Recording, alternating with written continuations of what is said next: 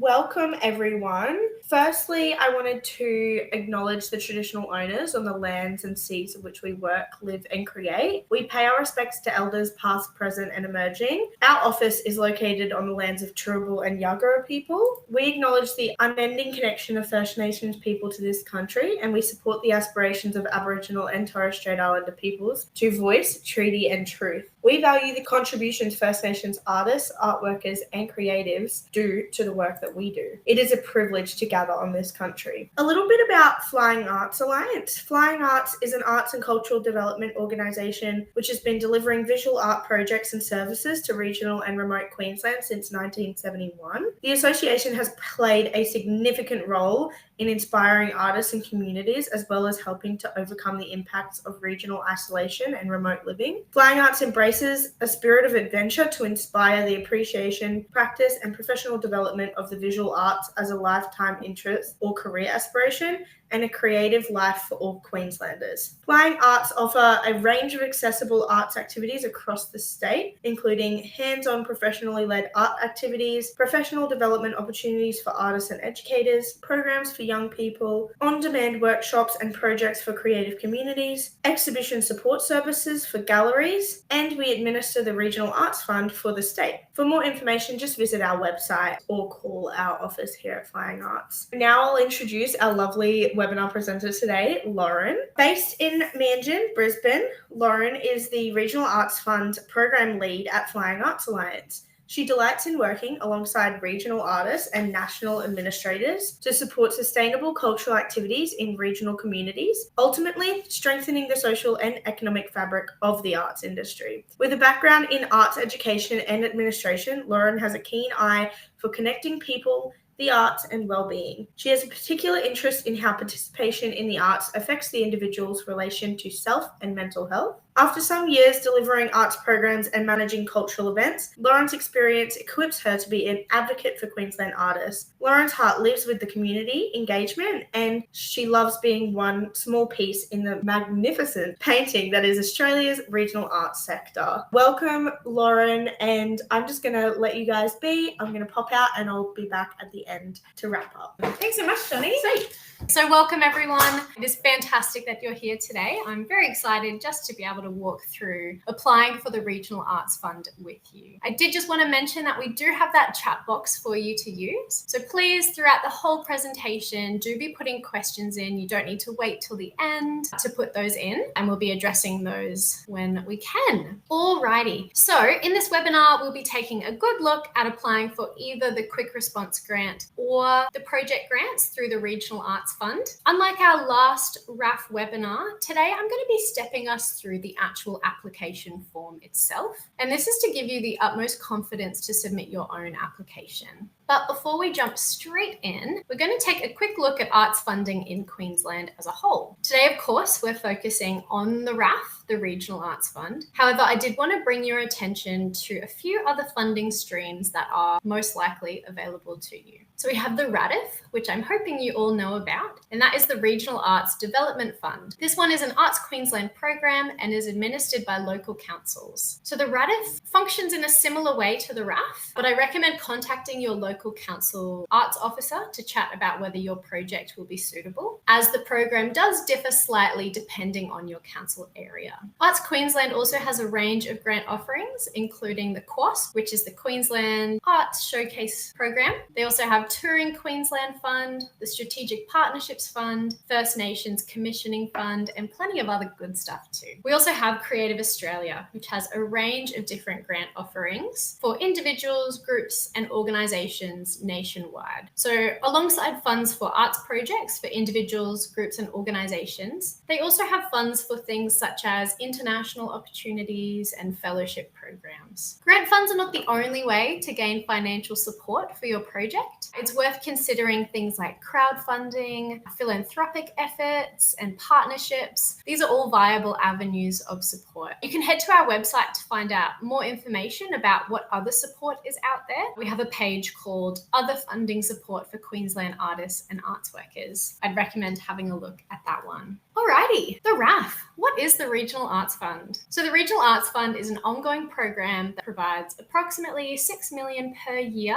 to support artists and communities in regional and remote areas across Australia. The RAF is a part of the Australian Government's Art and Cultural Development Plan that supports participation in and access to Australia's arts and culture through developing and supporting cultural expression. So the RAF is managed by Regional Arts Australia on behalf of the Australian Government and is administered by Flying Arts in Queensland. So the RAF grant streams are open and competitive, and that means that any eligible person can submit an application, and each application is competing for the funds that are available in that round. Let's have a look at the streams that are available. We have two streams, the first being our quick response grants and the second being our project grants. You can apply for up to $3,000 as an individual or $5,000 as an organisation within our quick response grant rounds. There's no minimum grant amount that you can ask for. The quick response grants fund things such as professional development opportunities and small arts projects. This stream in particular is designed for activities that can't be funded by other means because of their nature or timing, so they need to have a clear immediate need. This could be that an opportunity has popped up at short notice, or other funding avenues aren't currently open, things of that nature. We have 10 rounds per year,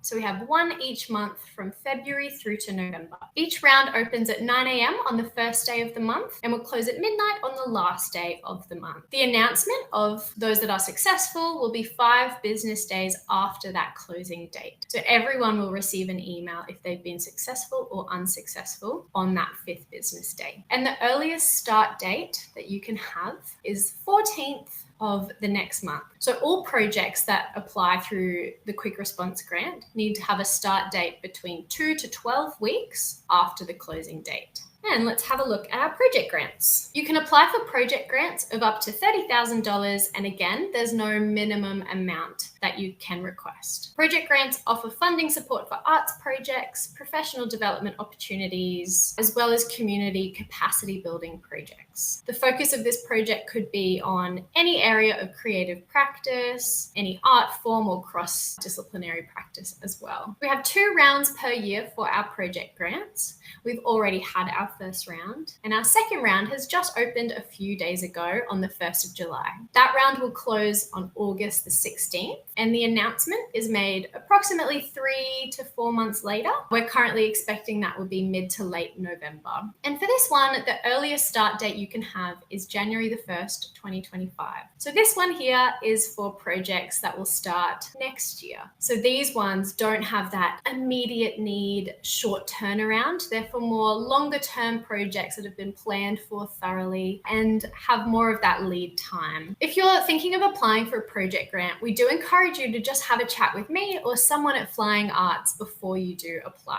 So that's either giving me a call or sending me an email, whatever works best for you. Before we jump into the application, I just want to give you an honest warning. The next part of this webinar can feel a bit dry and a bit content heavy, but it's really, really important that we understand exactly what's in the form so that we can complete it to the best of our ability. So my goal in working our way through the form is to show you how to fill it out so that you can have the confidence to do it yourself. As I said before we begin filling out the form, I'd always recommend giving us a call, particularly to have a chat through eligibility. I would hate for you to work your way through this form, be ready to submit, and then find out that you're not eligible. So it's always best to check that before you begin. I also have free 20-minute consultations that you can book in with me. So if you would rather a more face-to-face method, then you're welcome to book one of those. It's just over Teams, and we can have a chat directly about your application, your proposed project, and I can provide more clear advice to you as well before you jump too much into the form itself. Alrighty, here's a few things you'll need before you begin. The first one is a clear vision. You need to know what you want to achieve and how you will achieve it. You'll also need the passion for your project to drive you through the planning process, filling out the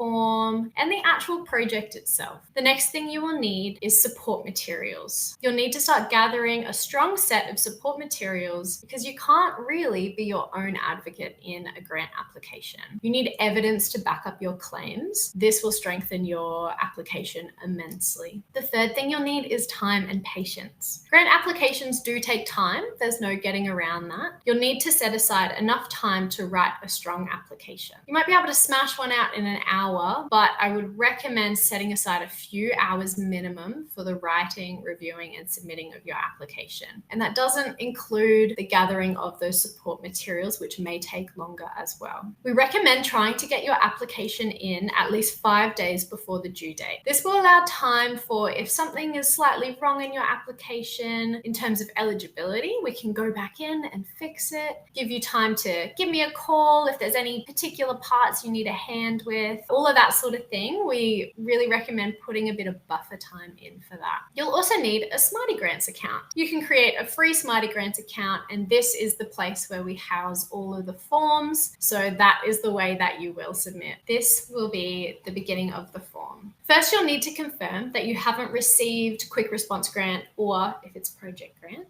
grant funding in that financial year. You'll also need to confirm that you don't have any outstanding reports, acquittals, or breaches relating to the government or to Flying Arts Alliance. You'll then need to figure out your classification of your location. So you do this by using the government's health workforce locator. To use the locator, and you can see a little screenshot on your screen, you first need to select the 2019 checkbox. You can see that by number 1. That's the Modified Monash Model 2019 under the Classifications tab. Then you'll pop your address in the street address box, hit enter, and it will show you your classification. So the Regional Arts Fund unfortunately can't accept any applications from MM1 locations. So that's predominantly Brisbane, Ipswich, Gold Coast, some of the Sunshine Coast. That's something we can't budge. So unfortunately, if you are in an MM1 location, might be worth thinking about if you're partnering with someone classified regional, that they could apply for the project and you could still be involved. Next thing you will confirm is that you are an eligible applicant type. So the eligible applicant types include being an individual or sole trader,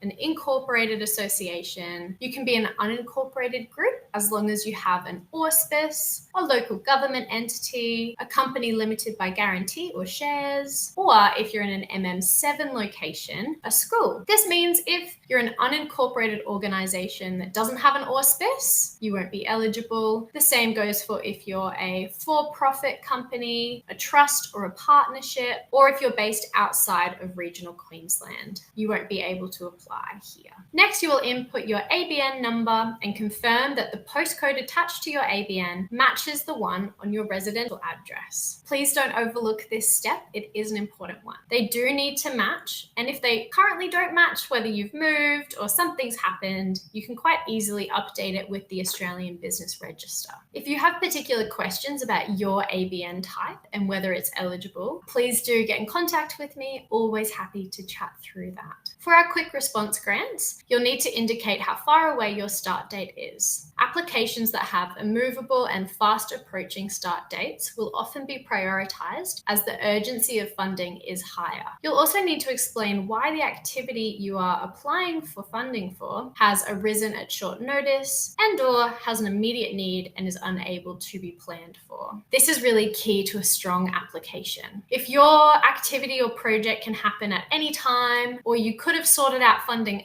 earlier, your proposal most likely won't suit our quick response grants. A lack of planning simply isn't a good enough reason to justify an immediate need. And this section here is really important because that is what can strengthen your application and make you more competitive within the round. In our project grant application, you won't need to argue an immediate need of funding, but you will need to input appropriate project dates. points. Next, you will need to fill out some of your details. So that is your name, your postal address, phone number, email, applicant identification, which is where you'll indicate things such as if you're culturally and linguistically different, or if you're a person with a disability, things of that nature. You'll then need to speak to your history with the Regional Arts Fund, so if you've been funded before, as well as any auspice information if that is relevant to you. That's the eligibility and the applicant details out of the way. Well done.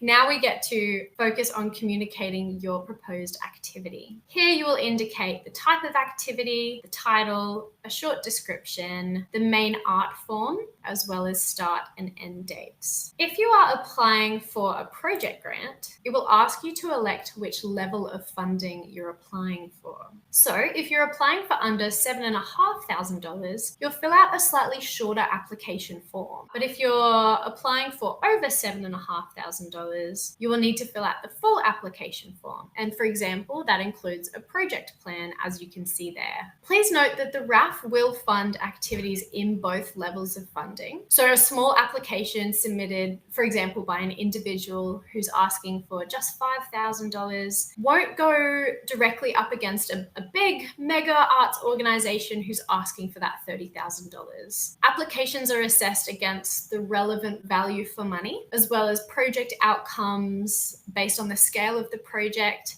and the criteria. So there's no need to fret if you're worried about that. Next, you'll indicate the main location of your project, its relevant classification, and then also if there are other locations. Now we get to the people section. Here you will list the other people involved in your project and indicate if those people will be employed by your project, even if it's short-term contract work, as well as if your project has an audience or participants. Also who the primary beneficiaries are and whether you identify with that group. If you select yes for any of these categories in the form, it will prompt you to provide some further detail. So for example, the employment status or job role, as well as things like the audience or participation numbers that you're expecting, things of that nature. We are halfway through the form. That is fantastic. We've done a lot of heavy lifting, so well done if you're still with me. We're going to take a few moments here just to take a breath, remember the passion behind your project. If you have any general questions about the form so far, we're going to have a little question time now.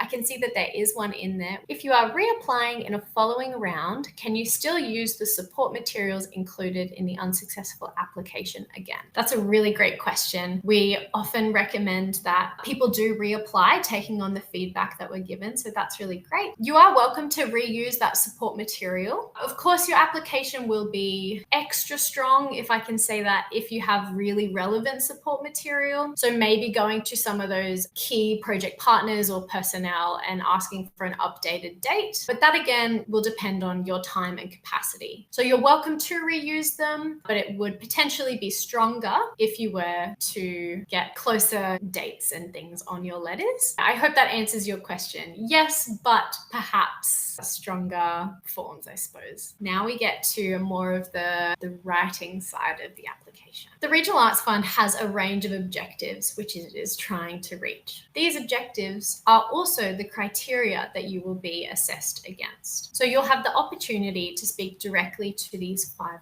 points. So let's have a look at them together. The first one we have is encourage and support sustainable economic, social, and cultural outcomes in regional communities. So that is classified as impact. The second is develop partnerships and networks which leverage financial and/or in-kind support for regional arts projects and encourage ongoing collaboration. That is support and partnerships. The third is develop audiences and broaden community engagement with the arts. We call this one reach. The fourth is increase employment and professional development opportunities for and raise the profile of regional and remote artists. We call this one opportunity. And our last one is support quality and viability of artistic and cultural activity. That one we call quality and viability. So each of these 5 points in your form will have subpoints, which you can speak directly to in your application.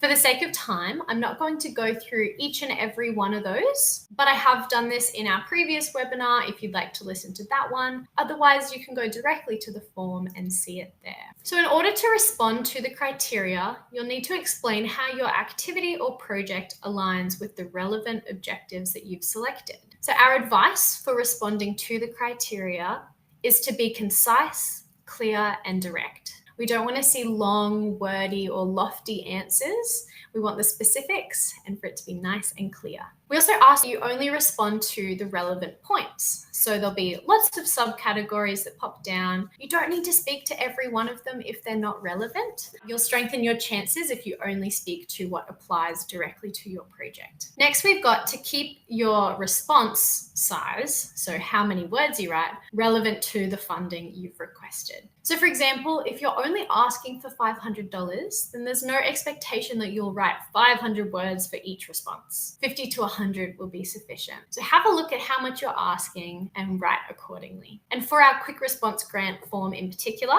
you're welcome to respond in dot point answers as well. We're now going to take a good look at the budgeting section. We're going to do this by going through an example, which I hope will demonstrate some of the skills and considerations you'll need to create a solid and detailed budget. Our budgeting section is often a bit scary for people, so I'm really hoping that as we comb through this one, that we'll be able to really work together, have a clearer understanding of our budgeting for a project. Here is our example. Visual artist Mary Dale has been invited to participate in a 10-week professional development opportunity. The opportunity involves mentoring and networking and the creation of new work with a showcase at the end of the program. Mary is seeking funding to assist in covering the cost of the program. Alrighty, let's dive in. We're going to have a look at the different parts of this budget. In the income bucket, we have the RAF grant. We have Mary's own cash contribution, as well as some money that she's received through fundraising efforts. So Mary will need to spend this income in the expenditure.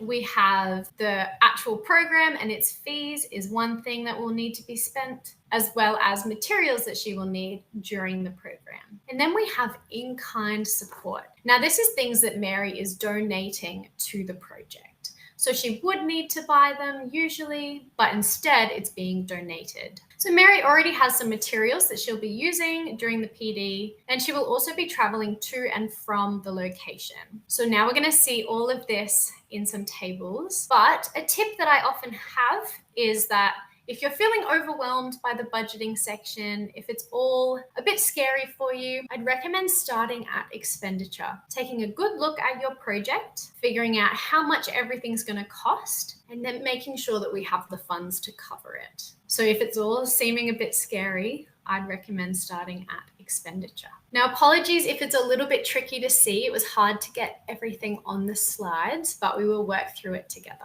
So the amount that Mary is requesting, and I also should mention this example is a quick response grant example. So an opportunity that's popped up quickly and Mary's unable to get funding elsewhere because it's coming up so soon. So the grant amount that Mary is requesting from the RAF is $2,450, and that is unconfirmed. So she's put that in her income table as unconfirmed. Then she has her fundraising efforts. Now, Mary used the Australian Cultural Fund, which is a really great fundraising platform for artists, and she's raised $200 there, which she's put as confirmed. She's already got that income. Then she has her own personal cash contribution, which has ended up coming to $303.90, and that is also confirmed. So we have the income table all done. The total amount will need to be the total expenditure as well. So let's jump to expenditure. We've got the fee for the professional development program, and that is $2,450. And that money is being sourced through the RAF grant. So you will elect this grant or other source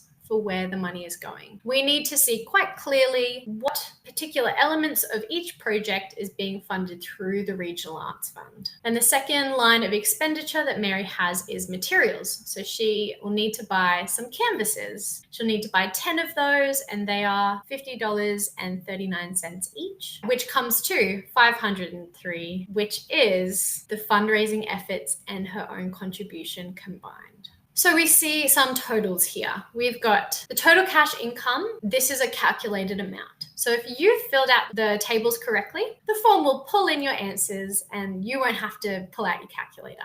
Of the total cash income, how much is Mary personally contributing? She's put her amount in there, which is $303.90. The total cash expenditure and cash balance will also be calculated from your tables. Your cash balance must equal 0. So the cost of the project must be covered directly and exactly by the income. I'm hoping this is all making sense, but if you do have questions, please do pop them in the chat. Next, we have in-kind support, which is the donations of goods and services for the project. So these are things that would usually cost money, but are being donated. Now, the form has some examples that I'd love to read to you. In-kind support may include venue or workspace provided free of charge, donated materials, time and expertise, free marketing or advertising. In-kind support is a brilliant way to show that people are invested in your project. But for Mary's project in particular, she is making 2 types of donations for the project. Firstly, paints and brushes that she already has in her studio that she will be using. She's estimated that these will be worth $80 of materials. And then we also have travel costs. You'll see her working out on the next page, but essentially she will need to drive to and from the program, and she has worked out that the value of that contribution will be $1,399.10. And then you will, at the end of the in-kind section, you will say how much the applicant is personally contributing in the same way we did cash income. The last part of the budget is our total cost, leveraged income, and a chance for you to provide context, explanations, and evidence to support your budget. So you can see the first 2 are calculated, which is fantastic,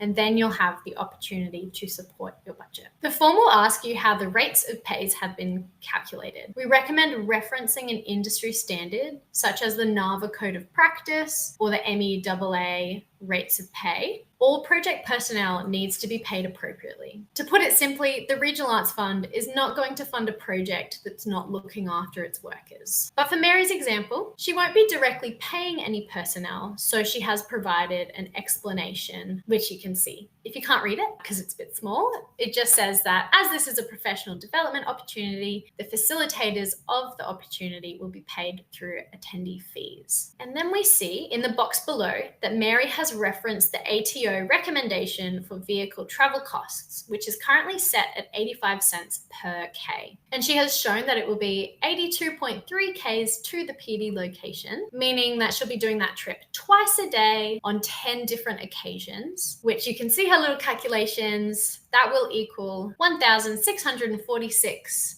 kilometers across the whole project. And at 85 cents per K, that comes to $1,399.10. So it's really important to show you're working out there if you have things like travel costs included in your budget. And lastly, the all-important supporting material. In this case, Mary will upload the following pieces of evidence into her application. Screenshots of the cost of those 10 canvases, proof of the cost of the professional development itself, as well as confirmation of the fundraising amount that she has raised. For the sake of our assessors and to value their time, we ask that you combine the quotes and the budget supporting material into one document and upload it that way. Okay. You're doing so well. We're almost at the end of the form. But please know that just because we're getting close to the end, the protocol section is not one that you can rush through. Whilst it's not technically an eligibility criteria, your application will not be funded unless you appropriately address any necessary cultural and social protocols. So we're going to have a look at these 3 together.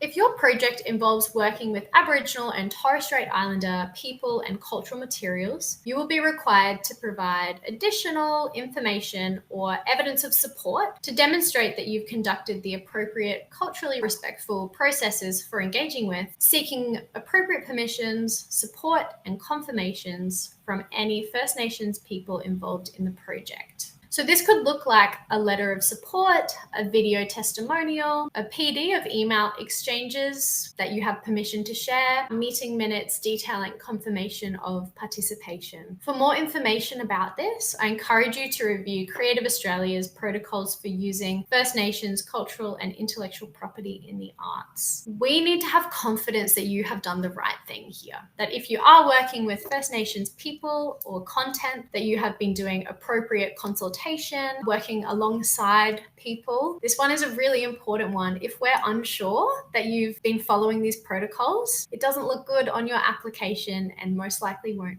be funded. The next one we have is if your project involves working with children. Here you need to provide evidence of valid blue cards. Nationally, they're called working with children's checks, but in Queensland, we do call them blue cards. So here we need to make sure that they're not expired, that they're good to go. Everyone that will be working with children has got one. And then if you are successful, at least one person involved in your project will be required to undertake training in the National Child Safety Principles prior to the funding agreement being signed. So that's what that little question at the end is. It's okay if no one has done it yet, but if you are successful, we will need to have them completed. And that includes 11 online modules. They take around 20 minutes each to complete. A vulnerable person is an individual aged 18 and above who is or may be unable to take care of themselves or is unable to protect themselves against harm or exploitation for any reason, including age, physical or mental illness, trauma or disability, pregnancy, the influence of past or existing use of alcohol, drugs, substances, or any other reason. So if you are successful, similar to our working with children, you will need to go ahead and provide a Category 37 Australian Federal Police check for each person that will be working with vulnerable people.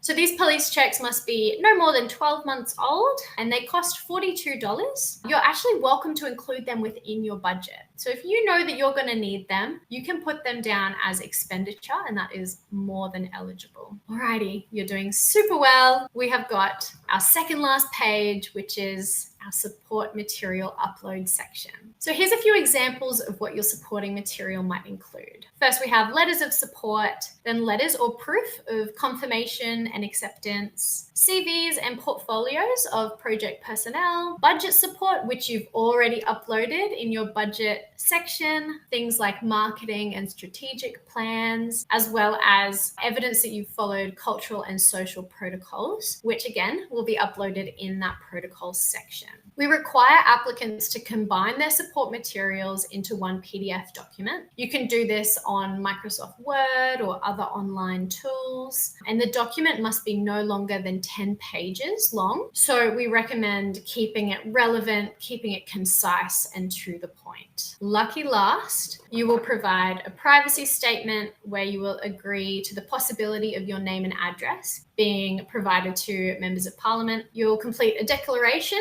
to say that the form doesn't contain any false information or things like that. You'll also have the chance to provide any feedback about the form. I do recommend you put your feedback in. If you found something really clunky or struggled to understand something, we need to know so that we can make it better for you as an applicant. So please don't hesitate to put in that feedback. It does not at all affect how you will be assessed. We just want to make our processes better for you. And then the very last thing you will do is review and submit your form. Now, once the form is submitted, you can't go back in and change anything. So we ask that you review your form really carefully and you take the time to look through everything. Alrighty, you've submitted. What is the process from here? Once the round closes, all the applications will be eligibility checked, and the ones that are deemed eligible will be sent to the assessment panel for assessing. If your application is not eligible, you will be notified straight away. From the assessment process, there is then a validation process where the assessment panel will come together with myself as the RPA and we will make some of those decisions about funding. We then have final checks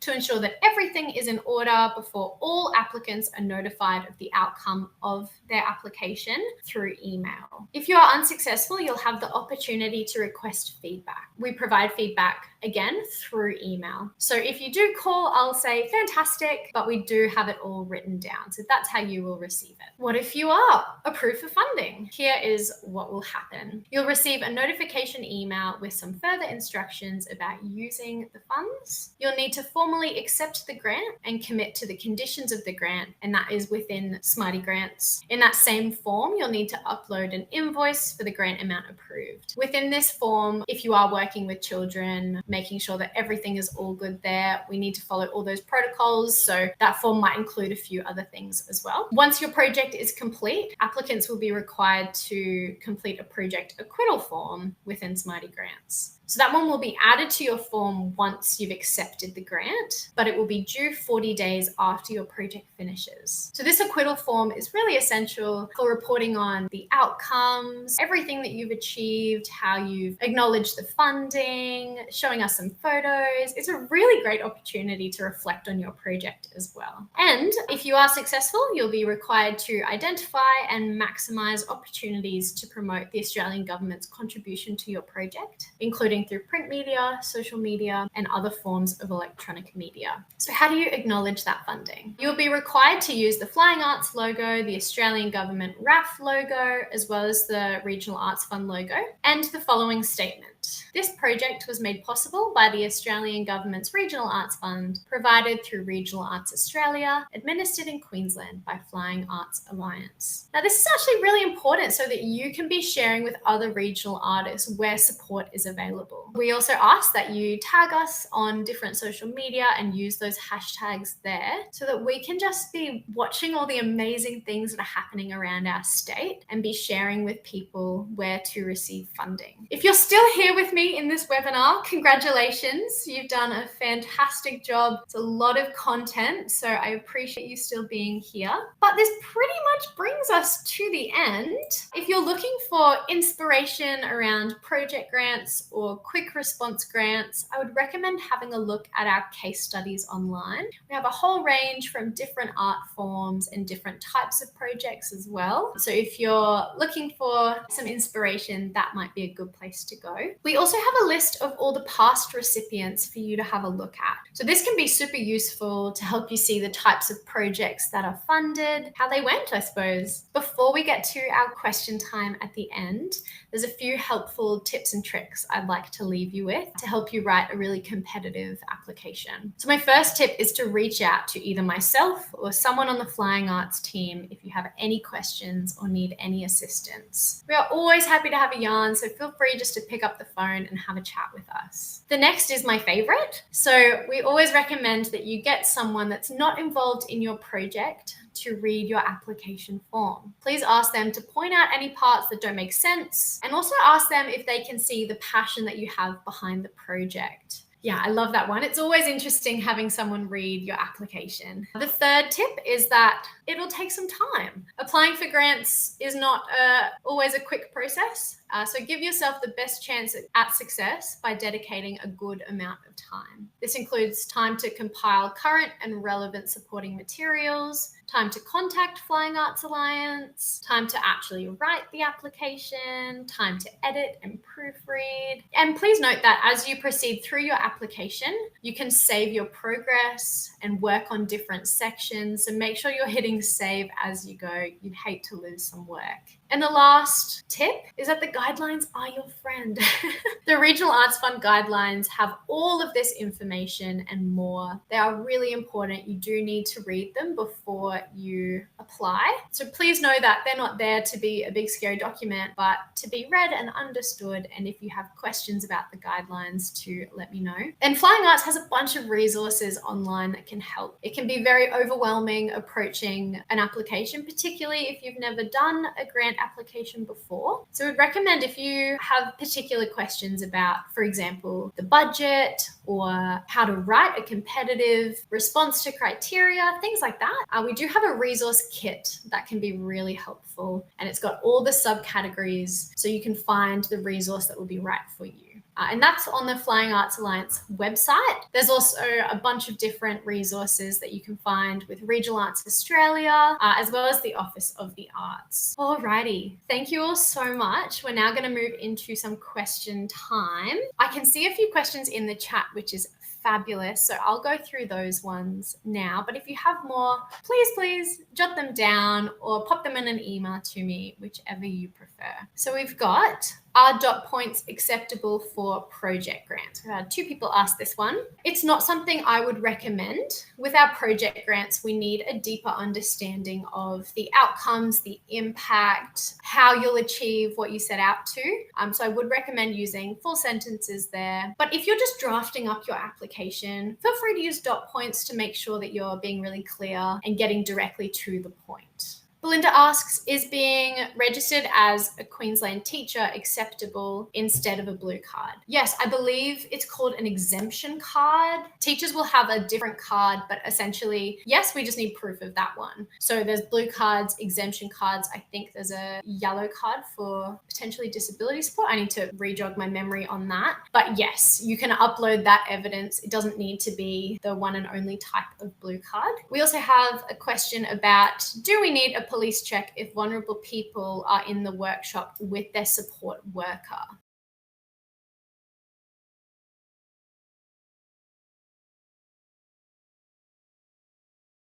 Is the Working with Children's course finalisation the only recognised document RAF will accept, or is a similar course, for example, what school teachers have to do, also acceptable? So this one can often depend on the project itself. If you do have questions like that, if you're accepted, essentially it'll need to match it or be better than the National Child Safety Principles. We ask that you just complete those National Child Safety Principles anyway. They don't take too long. They're great to have. So for the most part, I would say you'll just need to go and do them. But if you have one that you know is the same or better, you can always chat with me and we can figure that out. But for the most part, that is what you will need to complete. Is it expected that grant writers is in kind or should be paid similar to coordinators? For the most part, what we see, if you yourself are the project coordinator and the grant writer, we'd love to see that in the in-kind table. It's very uncommon that we see applications where people are asking for money just because they've written the application,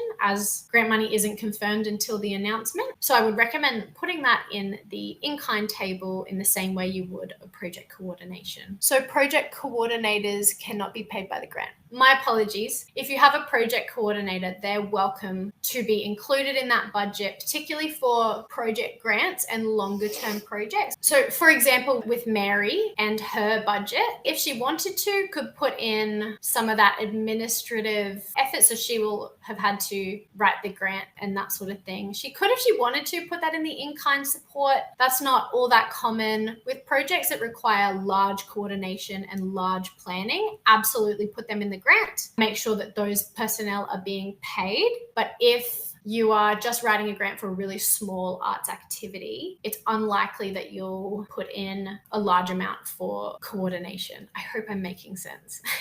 If it's for project grants, we love to see that the coordinators and the planners, the administrators, everyone is being paid fairly. Otherwise, it's often on a volunteer basis for those really small arts projects that you might see in our quick response grants. If you have follow-up questions about that, please do let me know as well. I want to thank you all so much for jumping in this webinar, for being engaged and active in it as well with all your questions. That's fantastic. As I've said, please feel free to call or email if you do have further questions. Yeah, my role here is to be your advocate and be your friend. So please let me know if you do have follow-up questions or need any advice about your particular application. But I might welcome Shani back in to close us off. Thank you so much, Lauren. No worries. Perfect. Well, if all of your questions have been answered, I didn't see anything else pop up in the chat. It's always really great to hear from Lauren and have something to look back on, because even I have questions sometimes about grants. Fabulous to have you guys all here today. And also just want to let you guys know that there's always workshops in your regions around grant writing, and reach out to your local councils and anyone who might be able to help, because it can be really daunting to write your first grant by yourself. And if you're confused confused about eligibility, just give us a ring. We're always happy to help. It's a quick call rather than spending hours worrying about it yourself. I might just mention as well, within your region, you'll have a RASN officer or a few. They are such a good resource just to bounce ideas or work on your grant application, figure out what's suitable. So I'd recommend contacting them as well. They are such good quality. Perfect. Awesome. Okay, bye now. Logging off.